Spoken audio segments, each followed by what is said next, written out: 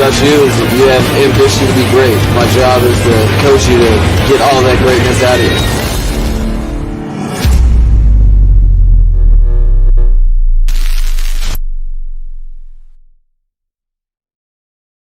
What is good, Fin Nation? What's good? It's your boy Reason, and we are back here for another one. People out here in the comment section worrying about my punctuality. Well, my punctuality is the way it is because I was getting some news handed down to me that we'll be talking about today a little bit.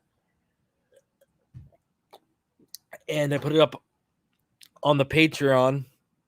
I'll leave more detail on the Patreon.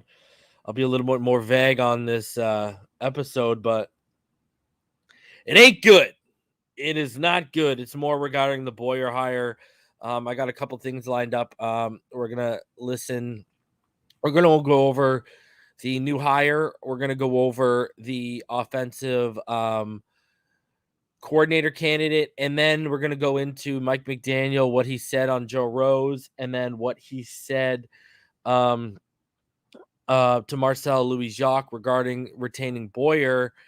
And then I'm going to tell you guys exactly what I've heard regarding that situation because drama is already beginning. It's ridiculous. It's unbelievable, man. So there's already almost 200 of you in the room. Go ahead, smash that like button. I will talk about Boyer. If you're a Patreon, please leave it out of the comment section. I will talk about it when we get into the Joe Rose and we get to what Mike McDaniel has been saying publicly about Boyer. Then I will bring up all the Boyer information. We'll dive right into it.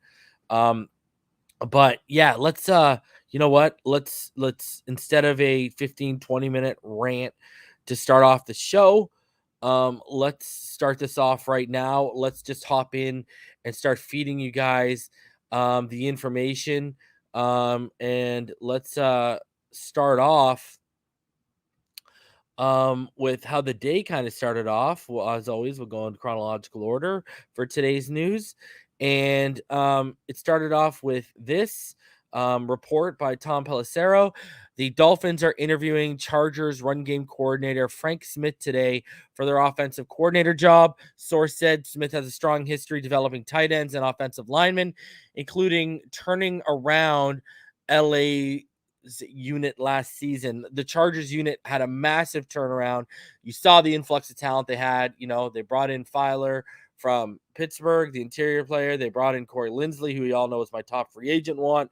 They drafted Rashawn Slater. They really did a lot of work on that offensive line. But, you know, I like it.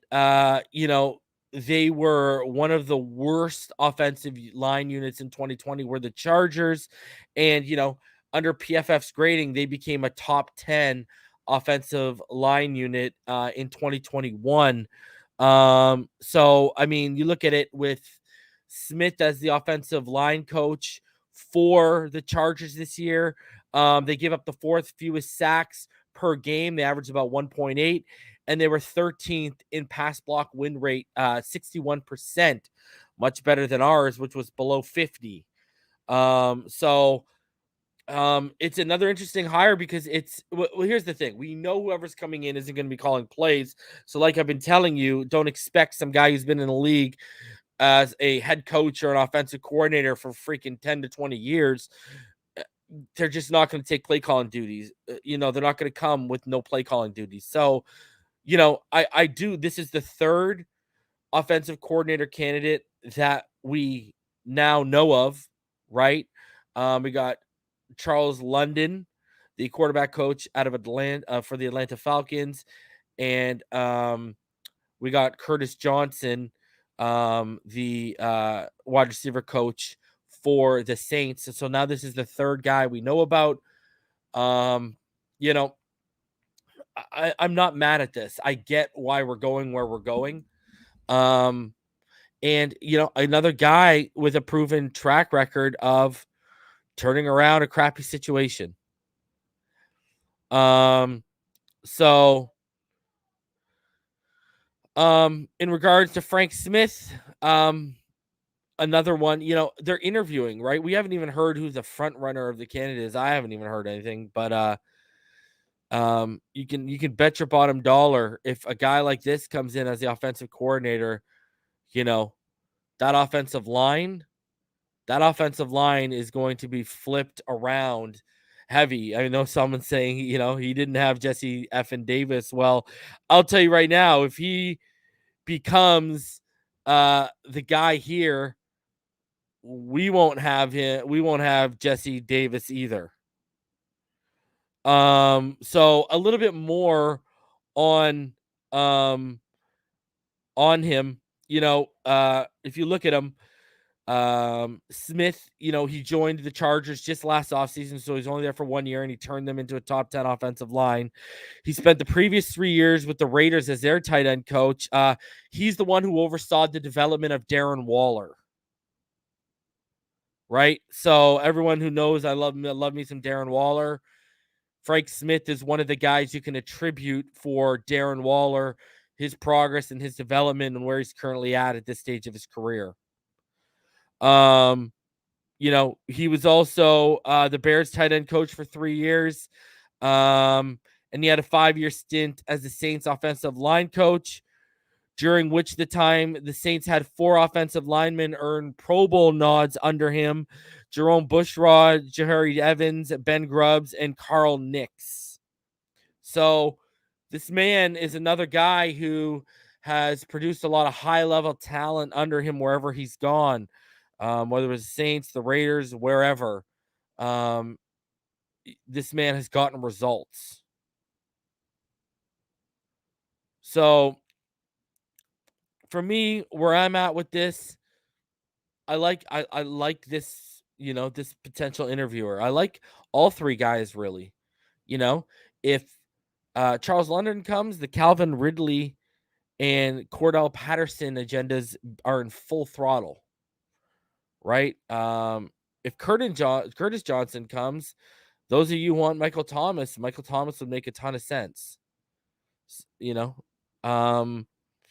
and now if a guy like Frank Smith comes, the Ryan Jensen flipping over the offensive line in the offseason agenda is in full force. So, I see where they're going. And the thing is, we'll get into the offensive line hire, but this is another good, especially where our biggest weakness is the offensive line. Getting another mind like this in the building, even just interviewing him and hearing what his vision for the offense would be and what his vision for the offensive line and the turnaround would be, that's great research. That's great intel to have as an organization. So, again, I keep stressing to people, the problem is, and we'll get into it with the Boyer stuff, the problem is the offensive side of the ball seems where Mike McDaniel is going to have the most say in year 1. And he's going to try and build the best offensive staff to his ability. And, the problem with not being able to bring in a experienced seasoned offensive coordinator strictly comes down to the play calling. If Mike McDaniel was willing to give that up, then you would have,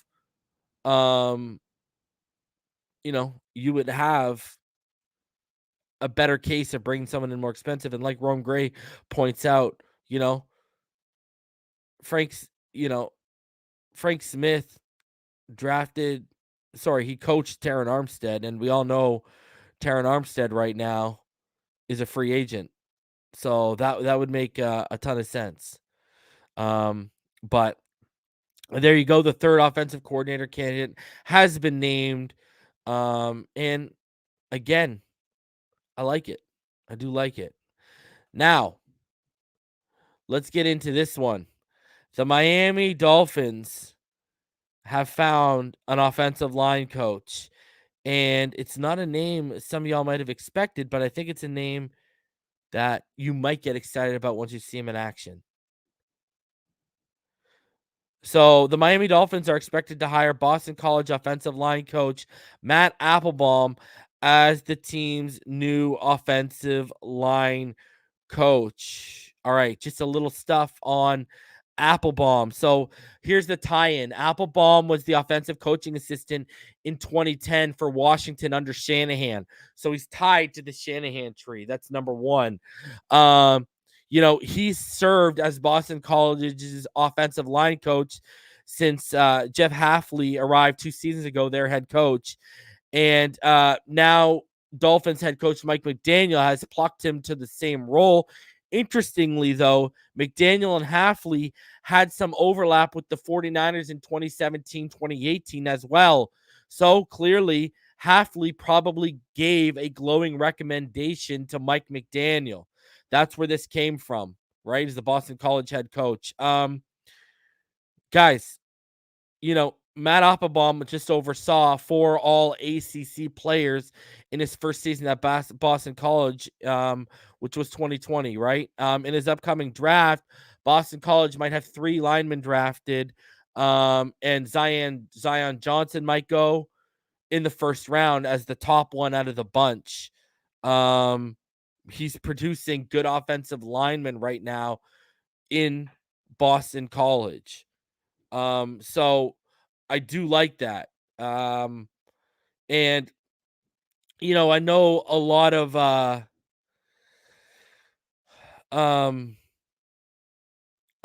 people are just talking about Tyler Linderbaum, right? But another good center coming out this year is Alec Lindstrom out of Boston College, again under Matt Applebaum. Sorry. So I like it, man. So and you got to remember, if Boston College, they had one of the best offensive lines in the NCAA this year in 2021. I think PFF had them ranked second or third. I believe it's second. So there's a lot of meat on this bone with Matt Applebaum. I like this this hire. This is a guy who's turned around a program. I mean, I think he's the first offensive line coach to produce 4 all ACC players on his offensive line at Boston College. But again, the reason why he's plucking and promoting is because Mike McDaniel is going to oversee the offensive line very heavily. I keep telling people, think about this guy. He's a wide receiver, quarterback, running back, and offensive line coach in one. Really, that's where John Embry fits in, and he's not a tight end coach. You can work with tight ends, but that's not one of his specialties. Mike McDaniel's a jack of all trades.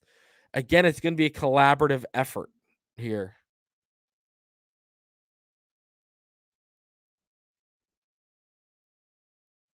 So, I don't know. I like the hire. I think it's a good hire. When you look into them, again, you start to understand why. We understand why this hire happened, why it was made, and the guy has a background. And just looking further into it, if you go to the Boston College website and the staff page in regards to Matt Applebaum, this is what you're going to see. First of all, he looks like he can play offensive line himself. So he said he was about to enter his second season. Again, 4 all AC honors in his first season. Alec Lindstrom became just the second Boston College center to garner all ACC first team honors. Joining Andy Gallick who was from 2014, one of the top grade offensive linemen all season long for the Eagles. Lindstrom joined his brother Chris with all ACC first team honors in their career. Lindstrom was one of 3 players who take all 785 offensive line snaps. They dealt with a lot of injuries in Boston College this year too. He was a part of a unit that started all 11 games together and held up the 3rd ranked passing attack in the ACC at 284.2 yards per game. you start looking at all these guys, right? Ben Petrula was named All ACC second team for the second time in his career after earning second team accolades in 2019 at offensive tackle.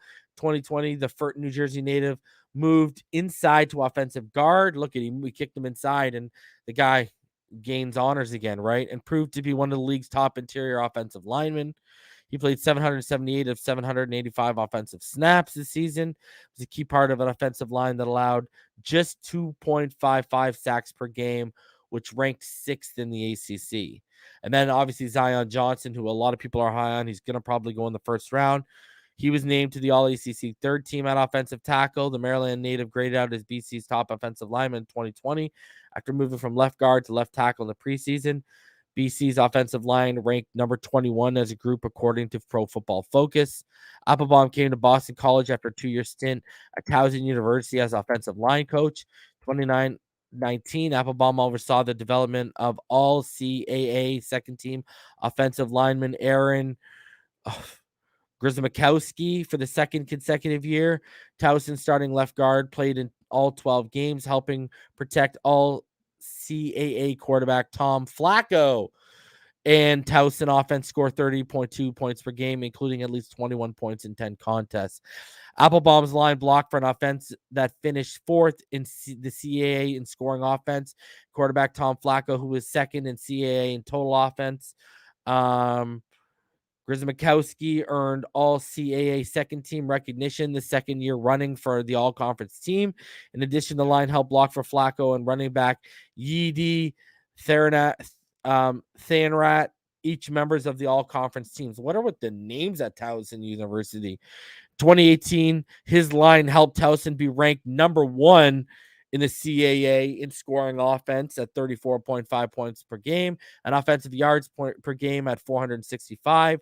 Right tackle Matt Coffin was selected as an All-American by the Walter Camp Association, while guard Zane Ventimiglia earned COCIDA All Academic All America. Kaufman was an All CAA first time selection. He previously served 2 years as offensive line coach at Davidson College. He was promoted to offensive coordinator for the 2017 season. Prior to his time at Davidson, Applebaum spent 1 season as offensive line coach at Southeastern Louisiana 2015 and 1 year as offensive assistant with the Jacksonville Jaguars in 2014. Applebaum got his start in coaching in 2008 at Central Connecticut State, where he worked with tight ends and served as the team's video coordinator. He spent 3 years working with the Washington Redskins, starting as a pro personnel assistant, moved to college personnel assistant, and finally to offensive coaching assistant in 2010 where Shanahan was there. He returned to college following that season and spent 2 years as a graduate assistant at the University of Miami before spending a season as the offensive line coach at Bucknell. Applebaum was a 2-year starter on the offensive line at UConn before playing 1 season professionally with the Wilkes-Barre Scranton Pioneers in AF2. He graduated from UConn in 2007 with a degree in political science. So there you go. And when you look at his coaching career, there it is, all laid out for you right there. So he's been coaching since 2008. So he's been coaching for about 13 years, right? And he's moved up and down. He's been moving up the ladder, that's for sure, recently. So, you get it, right? The head coach of the Boston College, he worked with Mike McDaniel. He probably gave a fantastic recommendation. So there you go. There is the question of who our new offensive line coach has been answered. I don't think it's a name much of you guys were obviously expecting. I don't think anyone nailed that. And if they did, I need to see receipts. But there you go. Our offensive line coach has been named for under Mike McDaniel and for the 2021 season. All right. Now, with all that said, let's get into, because I got a lot of stuff to cover here. I want to get into what Josh Boyer said. What Mike McDaniel has said on 2 different occasions regarding Josh Boyer. And then I want to get into what I'm hearing regarding it. All right. So let's start off with what he said to Marcel Louis Jock regarding Josh Boyer.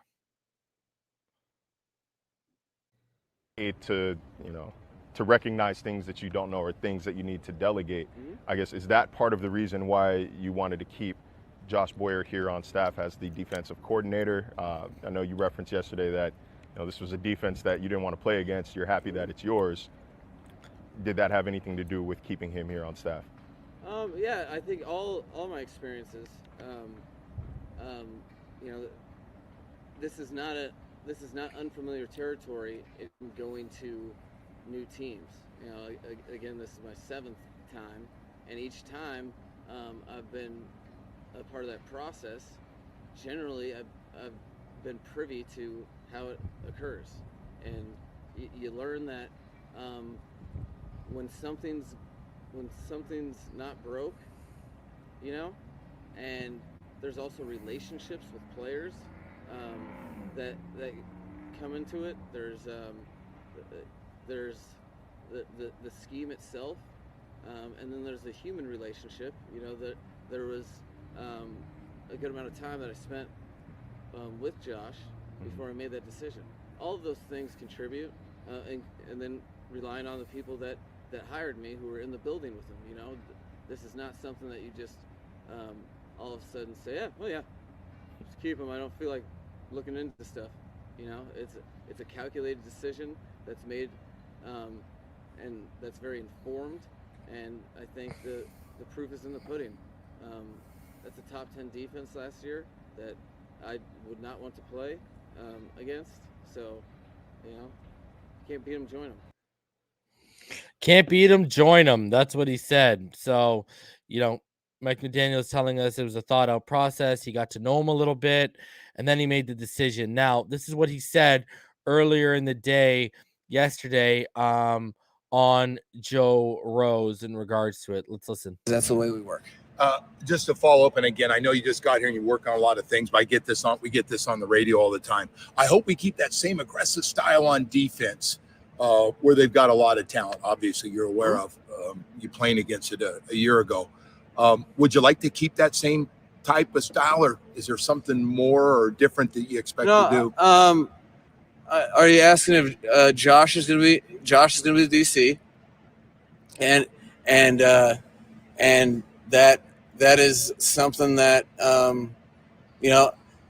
one thing. Here's another simple formula.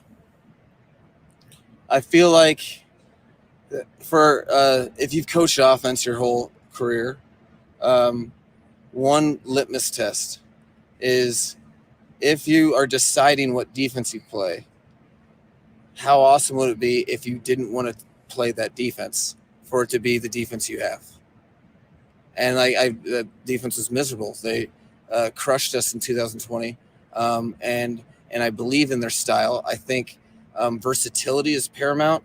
You say aggressive. I think every play is aggressive. I think when you're playing a 4-man rush, it's aggressive. I think you do things that give your players an advantage, and you keep offenses off balance. So our style of football is going to be aggressive, but we might be rushing 4, we might be rushing 6. It's the way we play, the way our fundamentals, how we attack blocks, the way we use our hands, the way we come off the ball, the way we tackle, the way we strike, the way we go after the ball. The list is long, but it's an aggressive mentality that I really enjoy, and I enjoy the philosophy of the defense. And case in point, I don't want to go against it. So why don't you join us? Right. All right. So okay, so you hear what he's saying. He makes a lot of good points, right? Because when you actually look into who can cater to this defense coaching wise, right? Like Boyer understands the vision of the personnel, unless you're going to go Romeo Crennel or Wade Phillips, guys in the mid-70s, who's really out there and available right now that can come up here and work with these guys and really turn them around, right? Like the list is very, very short. The issue is what I'm hearing behind the scenes. And what I'm hearing behind the scenes is that players hate Josh Boyer. I've already said this. But what I got sent with today, what I got told today, is a lot worse than that. You know what I mean? From what I'm understanding, it's not a good situation with two key cog pieces, and I go into deeper detail on the Patreon, with two cog pieces like Xavier Howard and Emmanuel Ogbah are not fans of this. And even if emotions settle down, they're going to ask for more money to stay under Josh Boyer than they would have had Gerald Alexander been in charge. A lot of players don't like how Boyer torpedoed Gerald Alexander, right? And then there's the worrying about the development of the safeties right now. And I dug into it, and I was basically told that, yes, Josh Boyer was forced upon Mike McDaniel, but the person who forced him upon Mike McDaniel may surprise some of you guys, because it wasn't Grier and it wasn't Ross. And it's politics as usual for the Miami Dolphins. The person that I'm hearing pushed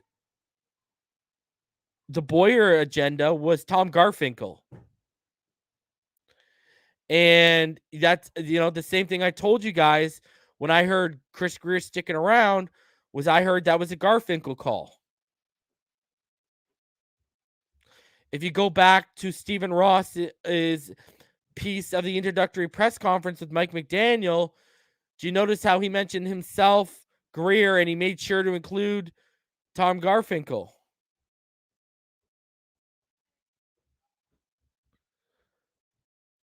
So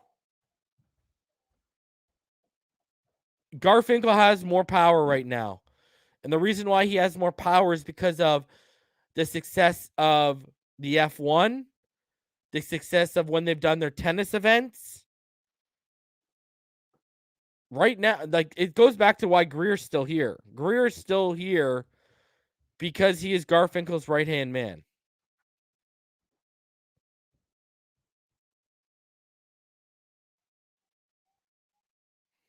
And you can have your opinions on whether Garfinkel is good or whatever. It doesn't really. I'm not here to dive into that. I'm just here to tell you what I'm hearing. What I'm hearing is this is a Garfinkel thing, Josh Boyer. Garfinkel right now is basically what I've been told is calling shots right now. And it's just politics as usual for the Dolphins. That's all it is. Players do not like Josh Boyer. As soon as he was retained, I was told that. And now I'm hearing even more stuff in regards to that. So, and Indade basically said it right. Garfinkel is good at business, just don't know about football. Either do I. We're about to find out. But already we got, and Isaac says there, Garfinkel is the boss of everyone except Ross. That's basically what it is. And Austin's right. Winning fixes everything. If you win, no one's going to care. And all of these people saying, I heard Ogbah like Boyer. You're talking about, do you think Ogba's going to come out publicly and bash Boyer? Have people not understood from the Flores thing about how the PR game works? Like, do you really think this guy's going to come out and start bashing people when you're looking for a new contract in the NFL? Like, not going to happen. If anyone was coming out to bash Boyer,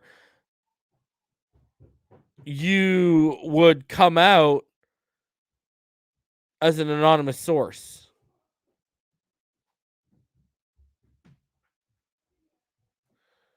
I don't think people understand how much the players see. The thing is, y'all are looking at it at face value. You guys are looking at it, okay, this guy's gone, this guy's staying. What the players know is why this guy is gone and why this guy is staying. And they know why Gerald Alexander is gone is because Josh Boyer had it out for him. Josh Boyer looked at him as one of the biggest threat. I mean, even Omar Kelly's talked about that publicly. Talked about that publicly yesterday on his Instagram when he went live. He literally said, Gerald Alexander is gone because he's the biggest threat to Josh Boyer. And the problem was all the players loved Gerald Alexander. That's the issue.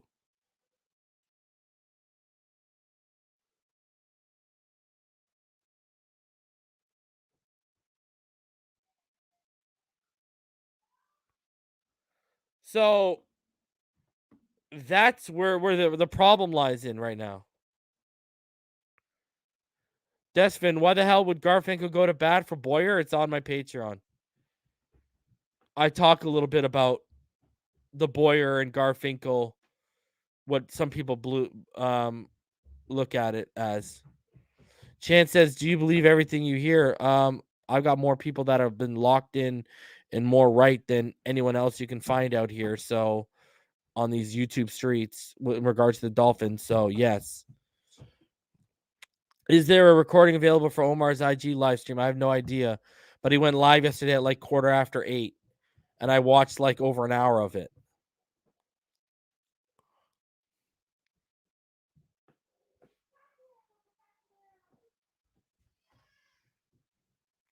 I don't know what the hell you're talking about, Stay Zooted.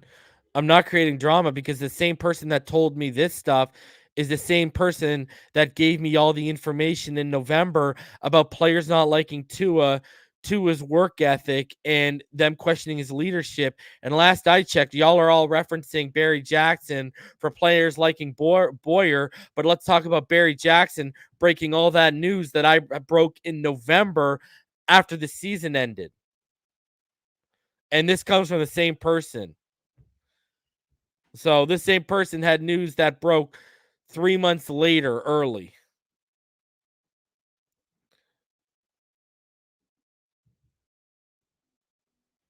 So it's not my problem. You guys don't know people. Some of you don't know people in the know.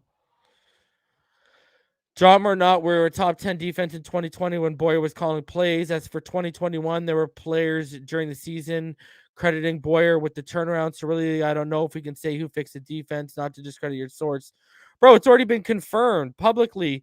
Halfway through the season, Boyer was stripped of play calling duties. It was Gerald Alexander, and thanks for the $50 on top of it. It was Gerald Alexander and Flores. It wasn't Boyer. Man, some of you guys got your aqua rose colored glasses on, and it's like, oh, they wear it. So they wear my logo, so they must be good. And this has a ton to do with football. It's our defensive coordinator search.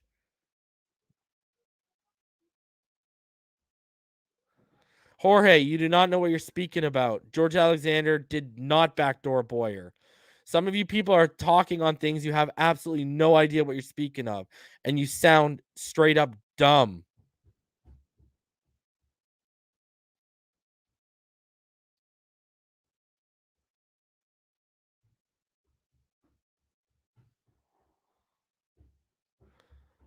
Well, if you believe half of what you hear and nothing of what you see, you read articles. You see articles with your eyes. So all the players praising Boyer and Agua praising Boyer were in articles. So I guess you don't believe any of that.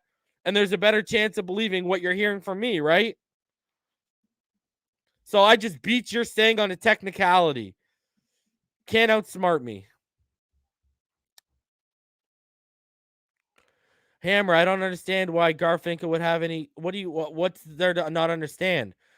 Garfinkel has a lot of why is Greer around? Garfinkel. You guys don't understand. I just gave you all the examples. Garfinkel has been hitting on all these different business ventures for Stephen Ross and has gained more cachet with Stephen Ross and has Stephen Ross's ear. Stephen Ross is a businessman.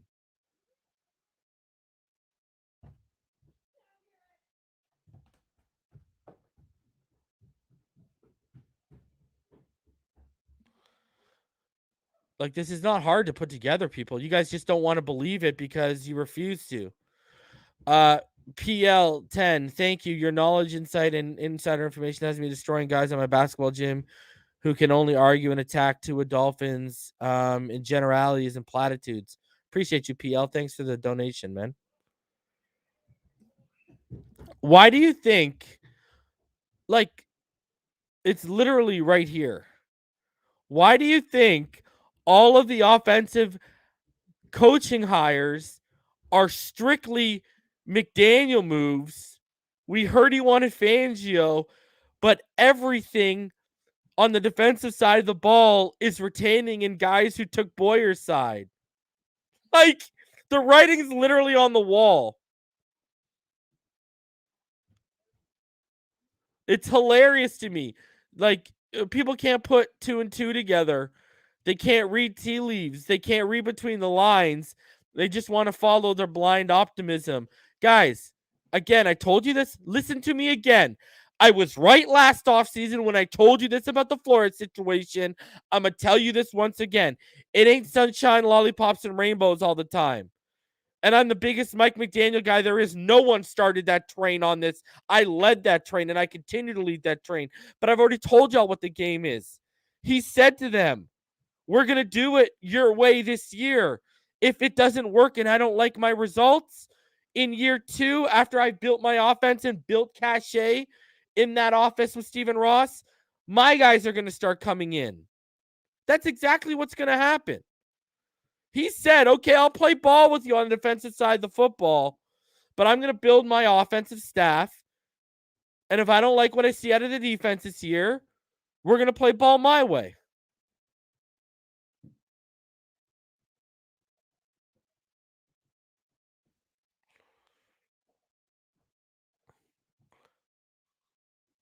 That's exactly what's happening.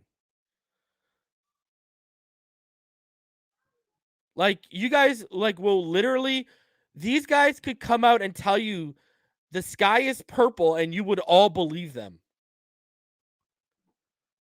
Like, start thinking for yourself and having independent thought processes. Don't be sheep.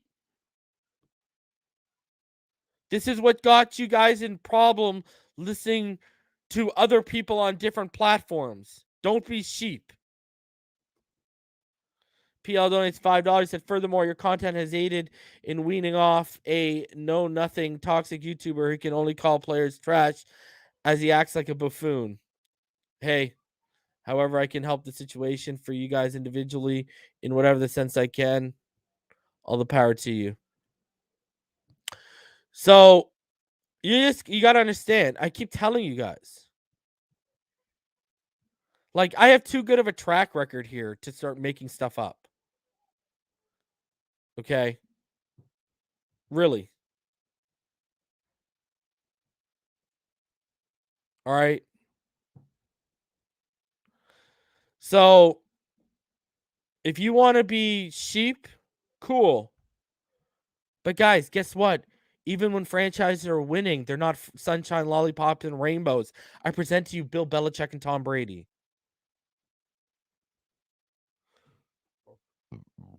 Hammer, no, they did not say they wanted to keep him for DC. They said they wanted a coach to be open to the possibility of keeping him. Possibility. There's a difference. Possibility means, okay, if you got a better option, if you got a better idea, we execute it. If not, be open to what we currently have in place. Why has almost everyone on the defensive side of the football been retained except Gerald Alexander? Answer me that too. Answer me why everyone on the defensive staff has been retained except Gerald Alexander. Answer me. Why was Gerald Alexander the guy who, when Flores, not Gerald Alexander, when Flores took away the play calling ability from Boyer last year and did a collaborative effort with Gerald Alexander, and Gerald Alexander, everyone was talking about Javon Holland as the star on this defense. Why was that guy torpedoed when he had the most results?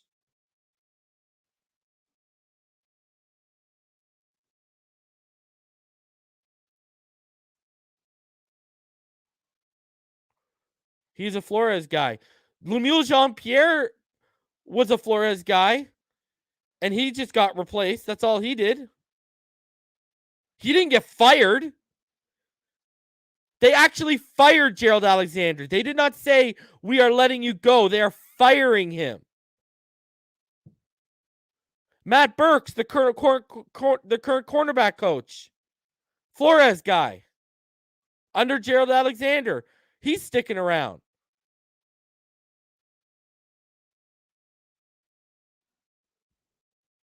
All the positional coaches on defense are Flores guys. Campanelli, Flores guy, linebacker coach. So where are we going with this? Even on the offense, Eric Studesville. Flores loved him. Flores raved about him. He's staying. Oh, now it's they want a job. Now we're moving the goalposts. So it went from he's a Flores guy to now, oh, they just want a job. See, there's no consistency here. You guys are moving your own goalposts and killing your own self. See? I go put up with goalposts. Yeah, I gotcha. Reason gotcha.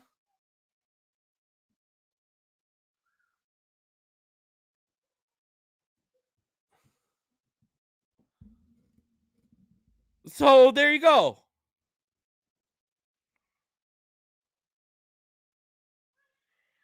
Our defensive line coach that we retained is a Flores guy.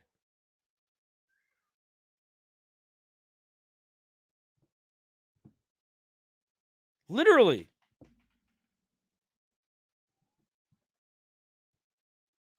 And one of our linebackers coach did go to the Ravens yet.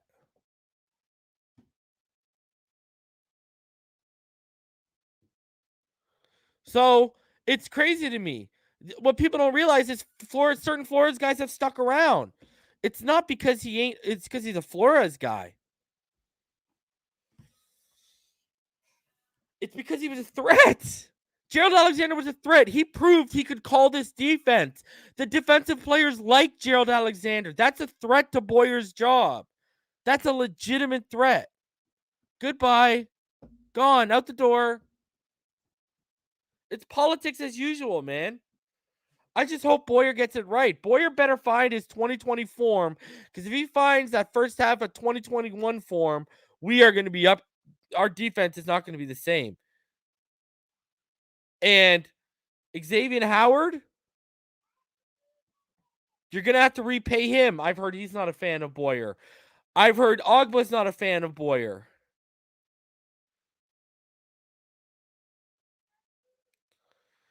So what does that tell you? If you're going to want these guys to stick around and they're not overly fans of Boyer, you're probably going to have to overpay your own guys. If they calm down, because everyone's mad and emotional right now over the Boyer thing. Because a lot of these players are shocked he has this kind of power, by the way. So let's say all this emotion comes down and these guys come back to the table to re-sign. Even when the emotion comes out of play, they're gonna sit there and they're still gonna, if X is saying I want to be traded today and he wants to resign, I've heard, the number he was looking for this offseason was going to be $2 million, and that could be upwards beyond $5 million right now. I've heard Ogba was looking for like 12 to 13 million. I've heard since the Boyer, retention that could be up to 15 plus million right now.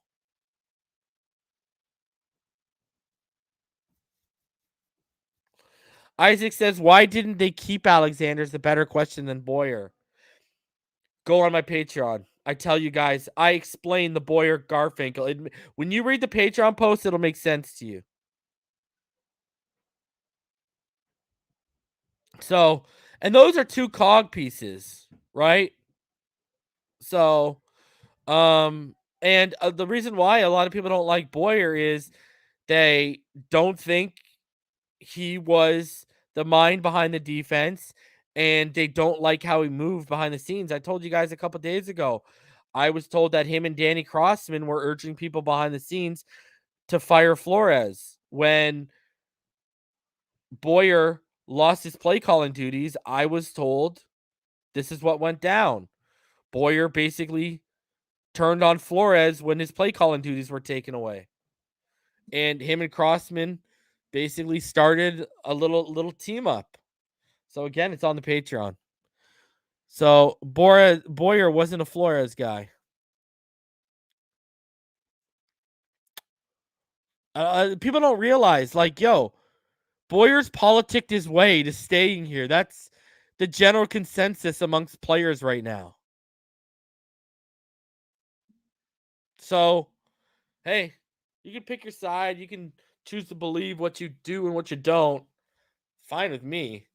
I mean, remember, I was breaking stuff these guys were breaking months before they were breaking it, all right? So, you go ahead. You go believe whoever you want. Don't bother me. Trust me. I'll sleep just fine tonight. So, that's where it's sitting at. Now, when we sit here and we take a look at the current staff and how it's coming together, this is currently what we're looking at right now. Mike McDaniel, obviously the head coach. The OC remains to be seen. Boyer and Danny Crossman remain. Embry is the assistant head coach and tight ends coach. QB coach has not been named. Wes Welker is the wide receiver coach. The running back coach is Stootsville. The O-line coach is Matt Applebaum. The cornerback coach is Charles Burks. Anthony Campanelli is the linebacker coach. Austin Clark, who Flores brought on, was retained as the D-line coach. So there you go, Flores guys sticking around. And we need to figure out our safety and DB coach. So that is what the current staff looks like under Mike McDaniel. That is what we are currently looking at, people. It's starting to come together, right? 3 major holes still remain. I'm still excited as hell about our offensive staff. I think our offensive staff is really good, even without our OC and our quarterback coach in place. Really excited to see how those fill out. I just hope our defense doesn't regress, and I hope we don't lose players. That's where I'm at right now. And, I don't like the fact that let Mike McDaniel execute his vision on both sides of the ball. Stop playing games. Get out of the way of this coach, right? You didn't get out of the way with Flores. You didn't get out of the way with Gase. Get out of the way. Philip Leduc says Tua would not be the top poll starter position for next year if he did not have the locker room on his side. Ogba and X rumors versus Barry Jackson. What are we talking about here with Ogba and X rumors versus Barry Jackson? Barry Jackson's confirmed stuff I've told you guys about 3 months prior to the fact. Stop. I was watching prior to the stream when I sent that, and I'm not necessarily saying Boyer is the guy we should have went with. I wanted Vic Fangio. I wanted Vic Fangio too, man. Trust me. But Vic Fangio clearly wasn't interested. I mean, what if they were trying to retain some of the staff under Fangio? Fangio wanted nothing to do with that. Now, from what I understand, is Fangio just wants a consulting job because he's being paid by the Broncos this year still. So he's still making a head coach salary. That's what I've been told. So, hey, man, I haven't even got, you guys are like all these people like getting their panties in a bunch and all. It's just, I haven't even given my opinion. I'm just relaying information. My opinion of the defense, and this does not change that I think Mike McDaniel is going to change around this franchise. I don't like, do I think Boyer is going to be his DC for Mike McDaniel's whole tenure? No, I don't. Especially if we start losing pieces and then we have to start rebuilding and retooling anyways. I don't think he's going to be. So I'm not really, I just don't like that politics are being played. It's the same old with the Dolphins. Like, even when new stuff is going, when new positive things are happening, there still has to be a player behind the scenes trying to get their way, right? Everyone remembers Matt D when he came in and what he did to Parcells. He basically drove Parcells out of here. You know what I mean? There's always got to be someone that's playing that's got their own agenda at play here, and it's like, I'm done with that.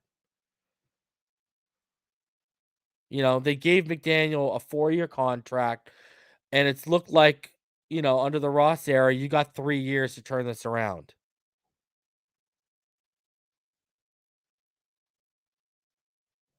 Right? So, and at the same point, I understand why Mike McDaniel does keep Boyer around in the same part too. Because think of how many guys that are out there that can work with this personnel. What are you going to go hire Gerard Mayo, the linebacker coach, and try to make him your DC? All the guys are gone basically. That who are you going to go off and get? The coaching search took too long, so Martindale went off the board. Fangio wants to consult. Romeo Cornell and Wade Phillips are both 74. Like, really, who are you going to go get?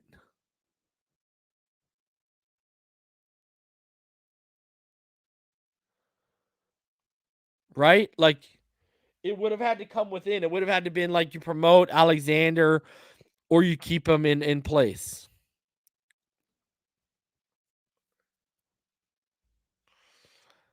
So, I mean, and now we're seeing the little shift in power behind the scenes. Now Garfinkel has say. And I get why Garfinkel has say. Right? I mean, I totally understand why. Ross is a businessman, and Garfinkel has had a lot of successful business endeavors under Ross. Again, the F1, the tennis stuff they do, the whole everything they do with the Hard Rock, the boxing and such. They've had nothing but successful endeavors. So again, I even get why Garfinkel has Ross's ear.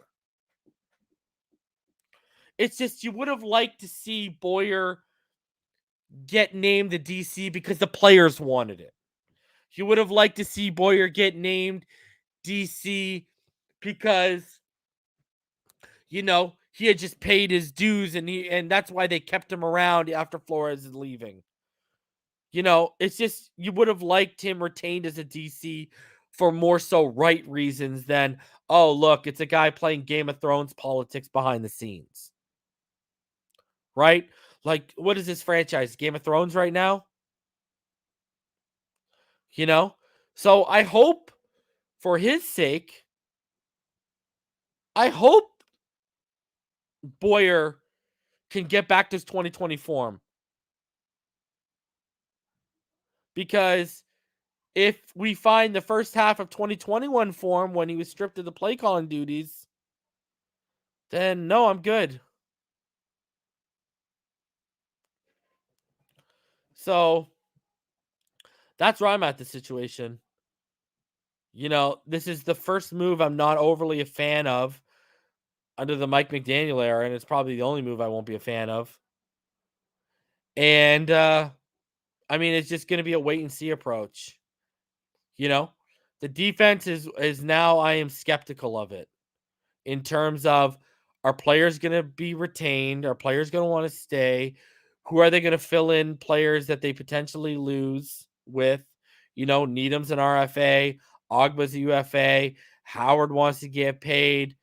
I mean, I could care less about Coleman and stuff like that leaving, but more so those three guys are names are going to be looking at. And if they leave, who do they replace them with? And then now it's going to be very interesting to see the play calling under Boyer.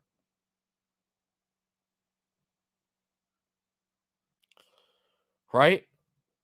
And at the same time, didn't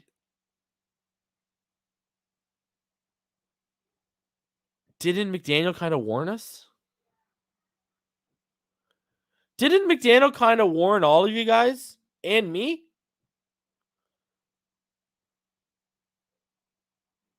Right? What did he say? He said, if we get marginally worse on defense, but we get way better on offense, basically as long as we're winning. Right? So he kind of warned you. He kind of warned you.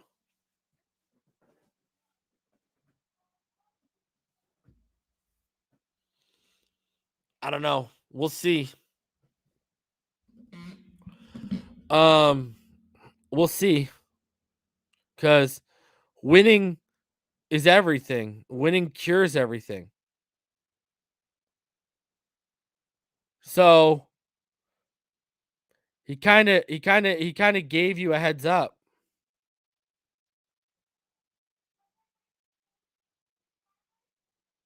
And here's the thing, you know what? McDaniel's job, just make those defensive players believers in you. If they believe in McDaniel, they'll listen to Boyer.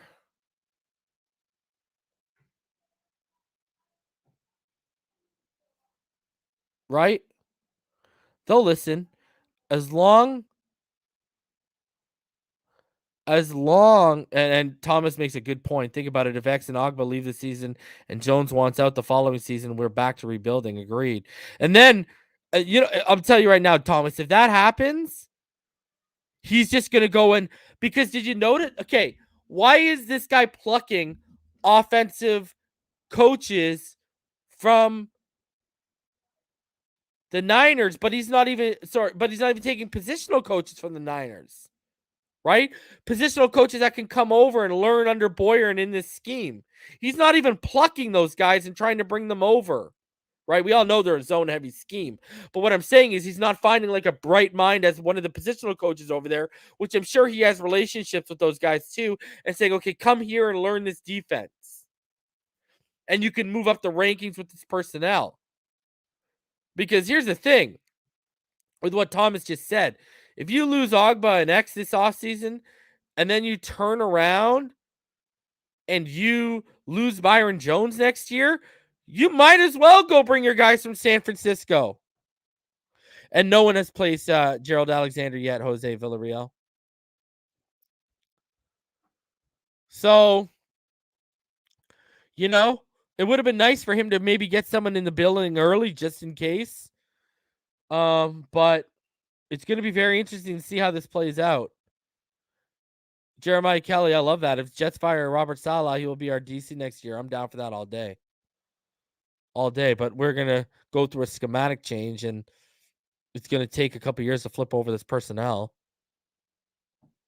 So it's going to be really interesting to see how this, our defense shapes up, what the roster looks like. All I know right now is my coach, that offensive line is about to be fixed. I'm looking at this man and his moves right now.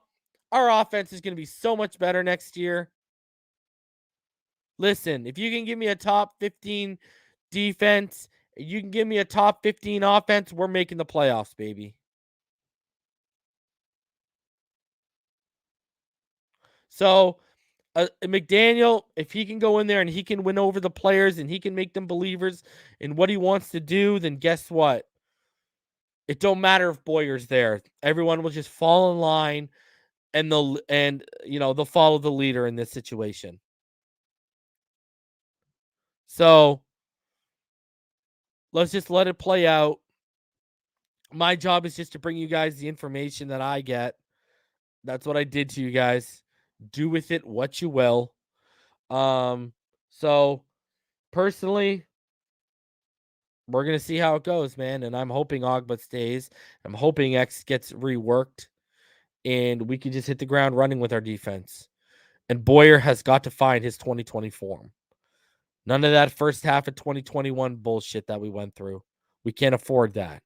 Because listen, here's a key thing that y'all need to understand about how important it is for Mike McDaniel to be successful right away.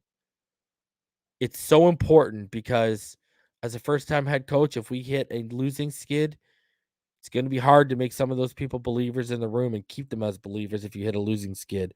But if you show them a winning way right out the gate, guys are going to buy in, and we're going to be on our way to some serious success in the next 3 years. So this first year is huge. So let's go out there. Let's get it done, baby. Guys, I will be back tomorrow night. I'll be live reacting to the Super Bowl. Rams against the Bengals in LA. I got the Rams winning. I'm taking the Rams 27-14. So shout out to all y'all. I'll be back tomorrow night. If you want to have a watch along, a watch party with your boy, I might open it up and bring you guys up here while we're watching the game too. So, it'll be just a nice little watch along party and live reaction to the Super Bowl tomorrow night. So we did it last year. I'll do it again this year. So we'll see y'all tomorrow night. I can't wait. I hope the Bengals win, but I think the Rams are going to win. I'm shooting for the Bengals, but like all my betting and gambling is on the Rams. So we'll see how it goes. Guys, I will see y'all tomorrow. Appreciate each and every one of you. We'll be live around 5:45 tomorrow. And until tomorrow, when the Super Bowl is in full gear, y'all already know what time it is, baby.